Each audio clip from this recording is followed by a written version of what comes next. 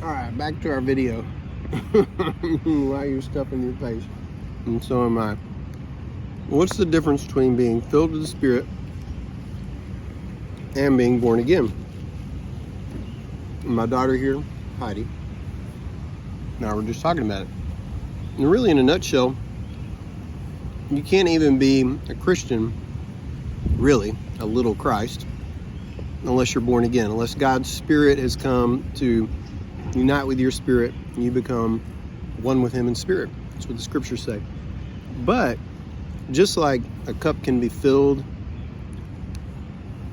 barely or half full or overflowing, as a follower of Jesus, you can have a situation where you are really just floundering and you're sinning and you're just not doing well, and you yourself know there's a problem.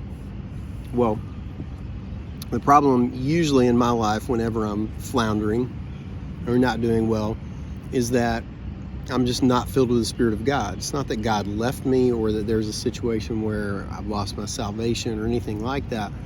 But yeah, I've been, especially as a young Christian, when I first started following the Lord, I had so many situations where I just would fail over and over and over. And I would try harder. I would pull myself up by my bootstraps and I'd say, I'm supposed to be different. You know, God transformed me, which He did. He radically saved me.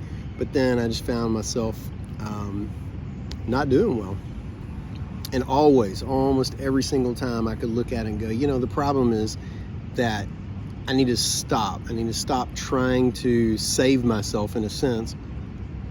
And I need to spend time in the presence of God in prayer and spend time pursuing the Lord in the scriptures and in fellowship with other believers, because it's being filled with the Spirit of God that I overcome sin. So, how do you do that? Well, there's no magic bullet. I can't tell you go out and do these 5 steps. That's what we want to hear because we want it to be real easy. But how much do you want to be filled with the Spirit of God? I mean, the scriptures say, ask and you'll receive. So you need to ask. Seek and you'll find. Knock and the door will be open. So yes to those scriptures. But don't just go into prayer and just say that one time and then just be about your business.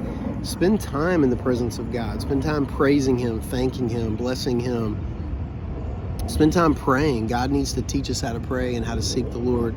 If you do that, you'll find that the Lord will guide you in even how to pray. Very few of us know how to pray because we haven't asked the Lord. The disciples, when they finally got to the place where they were like throwing up their hands and frustrated, said, Lord, teach us how to pray. They didn't know how to pray, so they had to learn. They had to be taught. Be filled with the Spirit of God by pursuing the Lord. That's the answer to overcoming sin. That's the answer to so many things in our life. So that's the difference. That's how you can be a follower of Jesus and be born again, but also not be filled with the Spirit of God, or be filled with the Spirit of God. So Lord guide you in that.